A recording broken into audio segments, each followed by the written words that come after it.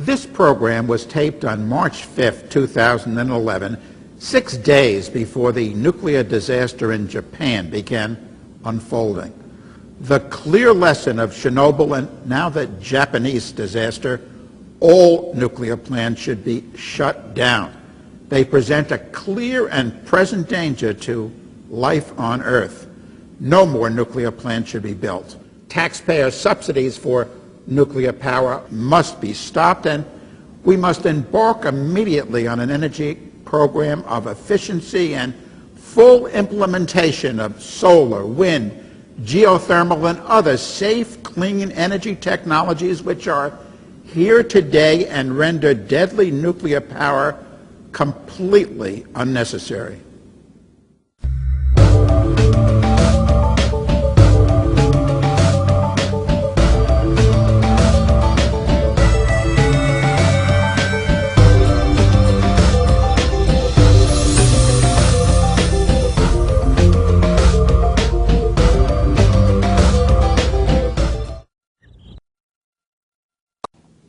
Chernobyl, 1 million casualties. Next on Enviro Close-Up.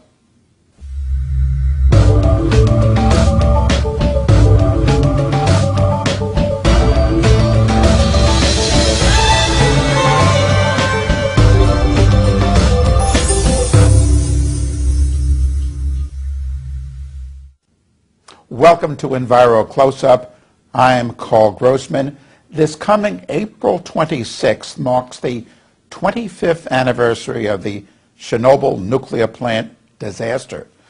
Meanwhile, the nuclear industry worldwide is pushing for a revival of nuclear power, and this very important book has been published, Chernobyl: Consequences of the Catastrophe for People and the Environment, and it concludes, based on now available medical data, that between 1986, the year of the accident, and 2004, 985,000 people died as a result of the disaster, and more have been dying since. With us is Dr. Janette Sherman. She's the contributing editor of this book, which was authored by a noted Russian biologist, Dr. Alexei Yablokov, Vasily Nestorenko, and Alexei Nestorenko. They're both from Belarus. Welcome, Janet. How did these people die? I mean, we're talking 1 million people dead from this nuclear plant accident. How? They died of multiple different kinds of diseases, from cancer to heart disease, brain damage, thyroid cancer. But many, many children died in utero, in other words, before they were born, or died of birth defects after they were born. How did these scientists determine 985,000 deaths as a result of Chernobyl? Based on medical data that were available to the scientists. Now, what we've heard, frankly, since the accident, from the International Atomic Energy Agency, which is the global group which is supposed to regulate and promote nuclear power, the casualties of Chernobyl, well, currently the IAEA, International Atomic Energy Agency, on its website says maybe in all be 4,000 people dead. Now that's quite different from 985,000. Why this discrepancy? Well, they released a report called the Chernobyl Forum, and they only included about 350 articles available in the English language. But Drs. Yablokov and the two Nestorenkos looked at well over 5,000 articles. And the people who were actually, we hate to use the term, but boots on the ground, people who were there and saw what was going on.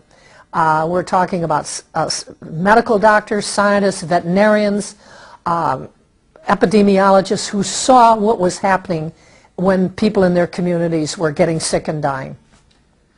There's another international agency, the World Health Organization, WHO, and indeed the book charges that the truth has not come out on Chernobyl from the WHO. I mean, forget about the IAEA, but from the WHO because of an agreement between these two agencies.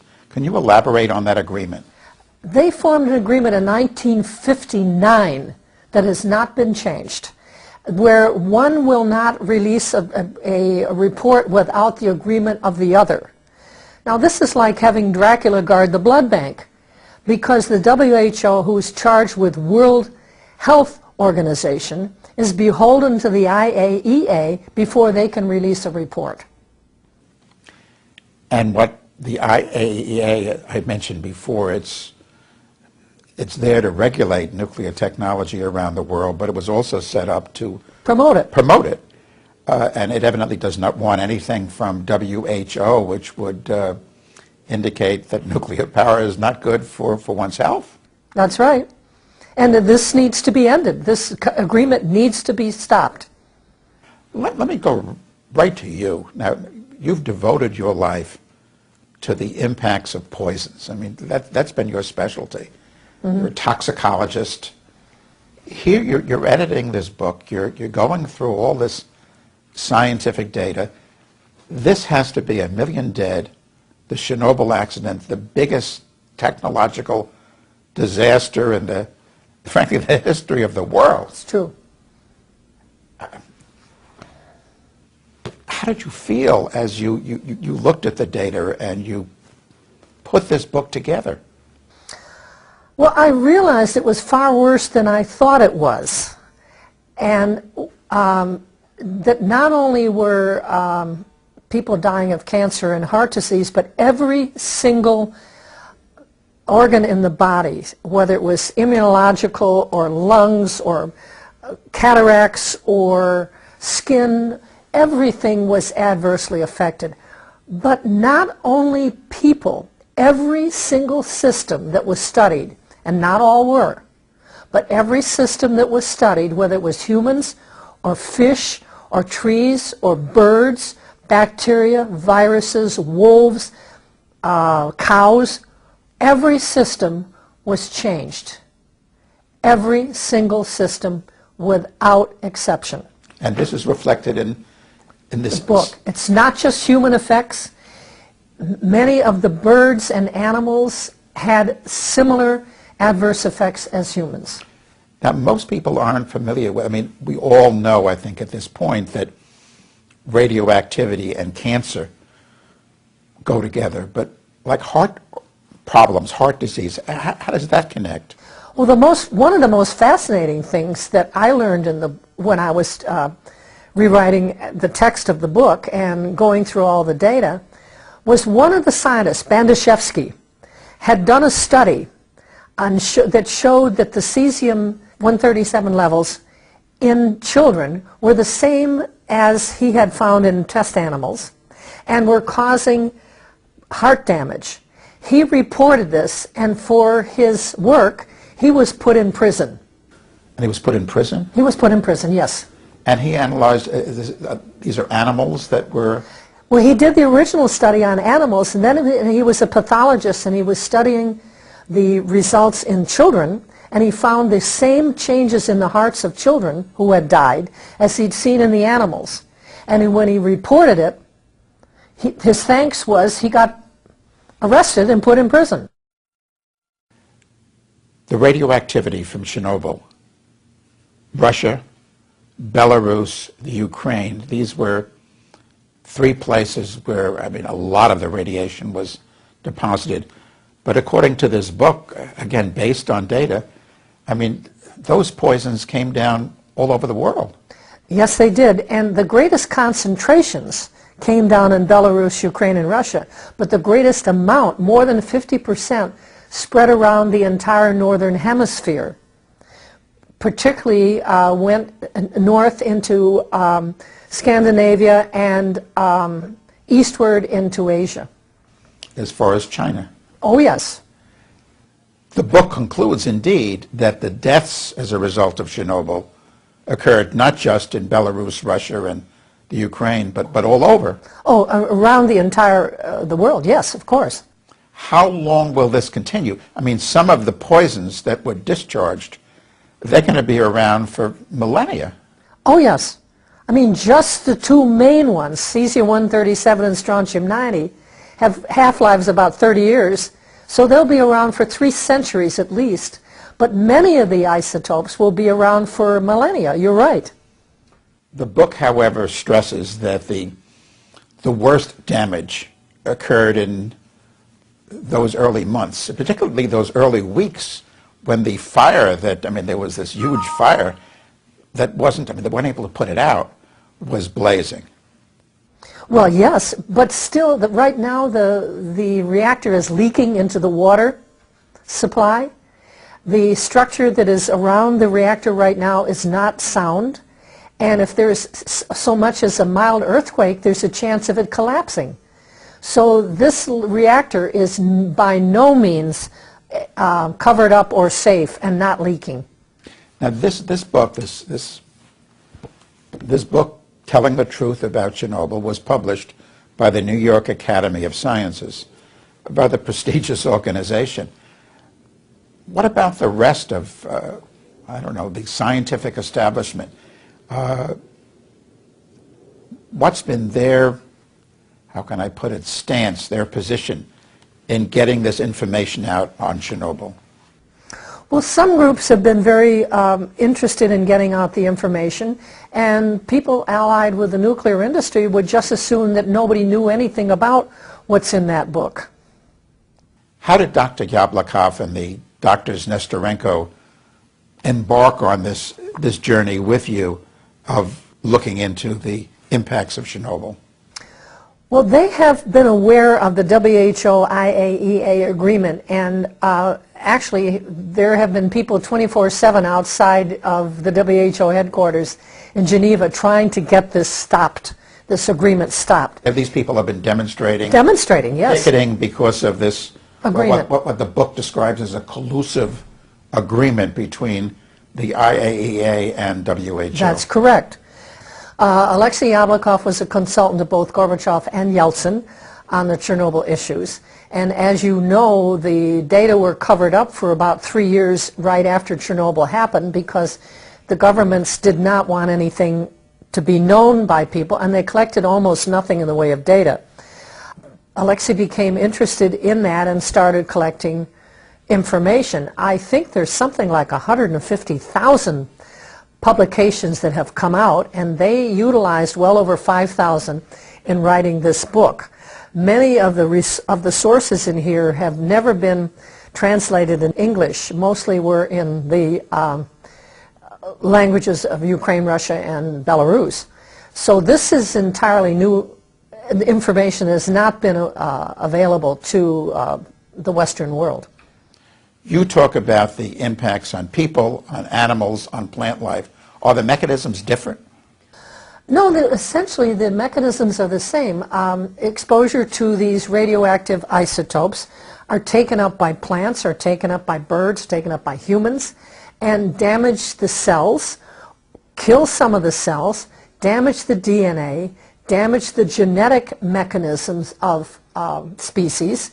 Now, if it kills a cell, then it's not going to go on to cause cancer. If it damages a cell, it can go on to cause cancer or a birth defect in a human, a bird, or even quote, birth defects in plants. Plants have been altered by Chernobyl. Now, you just mentioned how the consequences were a lot to the northwest because the winds were blowing towards, of all places, Scandinavia, the Lapps, people who had nothing to do whatsoever with Chernobyl or nuclear power, they got hit. There was rain and there was fallout and so forth. Speak about those consequences. A recent study has come out shown that children born in Scandinavia at the time when the Chernobyl fallout occurred are less likely to graduate from high school. They have intellectual impairment. Probably the most serious consequence of Chernobyl that I'm aware of is that only 20% of children in Belarus are considered healthy. That means that 80% of the children in Belarus are not well compared to the data that they have of children before the Chernobyl accident. Probably the most serious consequence of Chernobyl that I'm aware of is that only 20% of children in Belarus are considered healthy. That means that 80% of the children in Belarus are not well compared to the data that they have of children before the Chernobyl accident. And they're medically not well, and they are intellectually below par. How would that, what would be the relationship there between radioactivity and a deterioration of intellectual capability? Well, while a mother is pregnant, she is eating food, and what happened was that most of the people either did not know or they did not have access to food that was not contaminated. These isotopes are taken into the body while a woman is pregnant. They are transported through her body to the unborn and damage the heart, the lungs, the thyroids, the brains, all of the tissues, the immunological system of these unborn. These children are born unwell, low birth weight. There was a very high fetal death rate as a result of these exposures. This is probably the greatest tragedy that could occur to a culture. After the accident, from the Ukraine, which had been the breadbasket of the former Soviet Union, and it's where Chernobyl was and is. I mean, in fact, there's 3 units of the Chernobyl nuclear facility still in operation. In any case, that food moved around. Well, this is an extremely serious problem. How do you get enough food for people if the land is contaminated for 3 centuries? And not only are you worried about grains like wheat and rye, but you have to also worry about mushrooms. Doesn't sound very important, but mushrooms are a very big part of the food supply in that area. And these are extremely contaminated. The book concludes, based on now available medical data, 985,000 people dead. Mm-hmm. The data, however, just covers 1986 to 2004. Is that, as we open the program, mentioning 1 million casualties, would that be essentially the number that became victims of Chernobyl? I believe that's correct, yes, that we will see that many. We know, for instance, that of the people called the liquidators, these were the young men and women who were recruited largely from military, from countries all around the area to go in and try and put out the fires and contain the Chernobyl mess. 15% of them have died. And now these were young men and women, not, we're talking 18 to maybe 30. Dr. Sherman, in terms of the amount of radioactivity emitted from the plant, there too there's a big discrepancy between what's revealed in this book and what's been acknowledged up to now. Absolutely, and if a small amount was emitted, then we have to conclude that low levels of radiation are extremely damaging. If large levels were emitted, then we have to understand how much damage has been done. But we really don't know yet because nobody has been able to go in and find out what is actually left in the reactor that is leaking into the groundwater. What does this say about the safety of nuclear power? I mean, the nuclear industry, the nuclear establishment, because of a lot of the nuclear industry involves government entities, pushes on to revive nuclear power, to create a nuclear renaissance, to build many, many more nuclear power plants. What's the lesson of Chernobyl and that? I think the lesson of Chernobyl is that we should be very cautious before we push technology. I mean, we were told that there was no problem with the British petroleum drilling in the Gulf of Mexico. There is one issue of technology where engineers do certain things, but they don't understand the biology. They don't understand what is happening to life around these installations. And I think that Chernobyl is the biggest lesson of what has happened to all species that were contaminated. No exceptions. I mean, the book indeed talks about owls, and could you elaborate on some of the effects on animals? One of the scientists whose photograph is on the cover of the book is Tim Mousseau from the University of South Carolina. He's led about over 25 groups of scientists to the Chernobyl area, and they have studied insects and birds and animals and owls and all kinds of different animals as to what's going on. He said one of the trips he made that he suddenly realized there were no bees and there was no fruit falling on the ground.